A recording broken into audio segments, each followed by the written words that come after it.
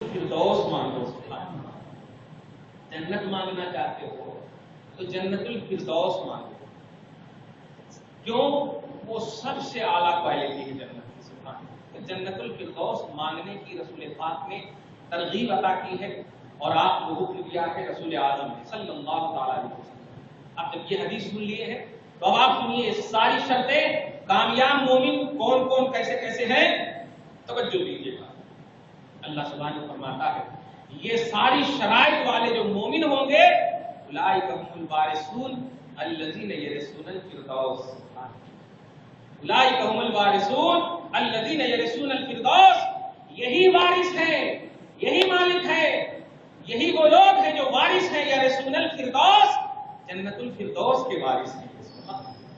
کامیاب مومن خشوع کی منزل پر فائز ہونے والے، لفظیات سے دور ہونے والے، زکات کی ادائیگی کرنے والے، امانتوں میں پکا ہونے والے، پورا اترنے والے، وعدوں کی وفا کرنے والے، شرمگاہوں کی حفاظت کرنے والے، یہ سب مومن کامیاب ہیں. اور ایسے کامیاب ہے کہ رسول پاک کی امتیوں سے جو رغبت دلانے والی حدیث ہے فردوس مانگو، رب العالمین نے ڈائریکٹلی عطا کر دی ہے کہ لوگوں اگر عیش ایمان اور اس طرح کے ایمان پر فائز ہو گے تو میرے حبیب نے فردوس مانگنے کہا ہے، میں دے رہا ہوں.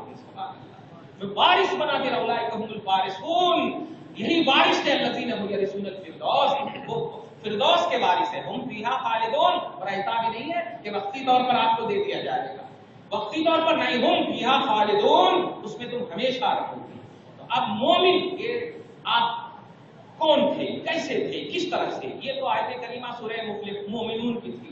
سورہ آل عمران کے آیت نمبر 59 کے حوالے سے تم غمزدہ مت ہونا، بڑے پریشان مت ہونا، غم مت کرو، کمزور اپنے آپ کو مت سمجھو. انتم الاعلون، تم ہی سربلند ہو، تم ہی سرفراز ہو، تم ہی اعلیٰ ہو، تم ہی بلند ہو، تم ہی کامیاب ہو. ان کنتم مؤمنین، بشرطے کہ تم مومن ہو.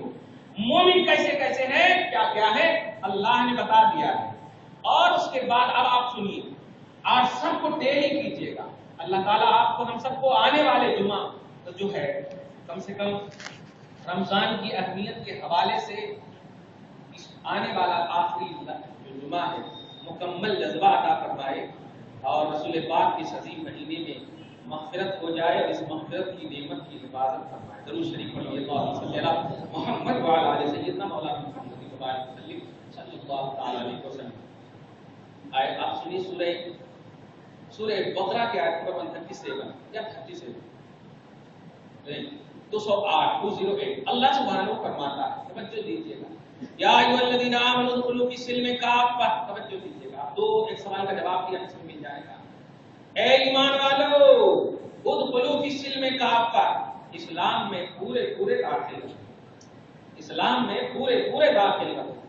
کچرا مسلمان مت بنو، ادھیڑ مومن مت بنو. توجہ دیجیے گا، پورے قرآن کی آیت کریمہ کو یکجا کر کے ایمانیات کے اعتبار سے میں نے تلاش و جستجو کے اعتبار سے آپ کے سامنے پیش کرنے کی کوشش کی. ایمان، اسلام، کامیاب، یہ سارے جو پہلو ہیں توجہ دیجیے گا. اے ایمان والو اسلام میں پورے داخل ہو. آیت نمبر 208 سورہ بقرہ میں پورے داخل ہو جاؤ. اور پورے داخل ہونے کے ساتھ ساتھ اللہ سبحانہ وتعالی فلا تتبعوا خطوات الشیطان، اور شیطان کے نقش قدم پر نہ چلو. آپ آیت کریمہ کے انداز کو دیکھیے، پورے اسلام میں داخل ہو، شیطان کے نقش قدم پر نہ چلو. کیا مطلب ہوا؟ ایک لمحہ بھی، ایک سیکنڈ کے لیے بھی اسلام کے دائرے کے خلاف کوئی بات کرتا ہے وہ شیطانی نقش قدم ہے. اللہ سبحانہ نے شیطان کے نقش قدم پر نہ چلو. انہ لکم عدو مبین، یہ بے شک تمہارا کھلا دشمن ہے. یہ بے شک شیطان تمہارا کھلا دشمن ہے. کیا سمجھے آپ؟ اللہ سبحانہ نے اسلام میں پورے داخل ہونے کہا. اب آپ سوچتے ہوں گے پورے داخلہ کا مطلب کیا ہے، پوری انٹری کا مطلب کیا ہے. پوری انٹری کا مطلب دیکھ لیجیے آپ. سورہ مومنون کی جو ہم نے آیت کریمہ پیش کی، ان پوری آیتوں پر اپنے آپ کو ٹیلی کیجئے، سمجھ میں آپ کو آ جائے گا آٹومیٹک کہ کیا ہم پورے مسلمان ہیں، ہم پورے مومن ہیں. اللہ نے جس ایمان کی فلاح اور کامیابی کی بات کی ہے، کیا ہم اس دائرے میں ہیں؟ اور اللہ نے بار بار بتکرار قرآن پاک قدیم قرآن، اصلی قرآن، نہ مٹنے والے قرآن سے بار آپ کو مٹنے والی قوم کو، مٹنے والی خلق کو، نہ مٹنے والی سے بار بار وارن کیا ہے، بار بار انتباہ کیا ہے، بار بار تنبیہ کی ہے پیارے.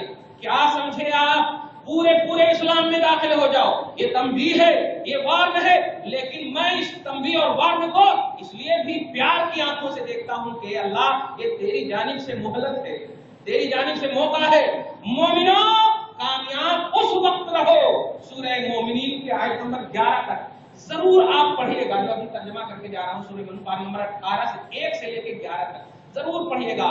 اور اس لیے نہیں کہ نالج آپ کو ملے، نالج کی بنیاد پر کوئی کامیاب نہیں ہوتا. توجہ دیجیے گا، نالج کی بنیاد اگر ہوتی تو معلم الملک آپ تو جانتے ہیں ابلیس کتنا علم رکھتا تھا، بس آپ سمجھ جائیے کتنا علم رکھتا تھا، کتنا علم رکھتا ہے. ہم اس طرف جائیں. نالج کی بنیاد پر کامیابی نہیں، ایمان کی بنیاد پر کامیابی، عقیدے اور مذہب کی بنیاد پر آپ اپنے آپ کو کامیابی. تو کامیاب مومن کی جو شرائط ہے اس نیت سے آپ پڑھیے گا. میرے کو معلوم ہے کامیاب کون ہے، نہیں آپ اس کو اپنی زندگی پر ٹیلی کیجیے گا کہ آپ اس کے مصداق یا آپ اس کے محمل یا آپ اس پر اتر رہے ہیں یا نہیں. اے ایمان والو، پورے اسلام میں داخل ہو جاؤ، پورے اسلام میں داخل ہو جاؤ. ہمارا معاشرہ، ہماری سوسائٹی ذرا سے کسی کو بھاؤ دے دو سر پر چڑھ کر پیشاب کرنے لگتا ہے، ذرا سے کسی کو موقع دے دو تو پتہ نہیں اپنے آپ کو مفتی اعظم مجدد اسلام سمجھنے لگتا ہے. نہیں نوجوانوں، یاد رکھنا کامیابی، بزرگوں کامیابی وہ ہے کہ جس کے پاس جتنا عمل اور علم ہوتا ہے وہ اتنا ہی جھکا ہوا رہتا ہے، اتنا ہی اس کے اندر جھکنے اور تواضع کا پہلو آتا ہے. رسول اعظم صلی اللہ علیہ وسلم ہے خلق میں خدا کی قسم نہ کبھی پروردگار عالم نے ایسا پیدا کرنا چاہا ہے اور نہ کبھی پیدا کرے گا مصطفیٰ کی طرح کسی کو.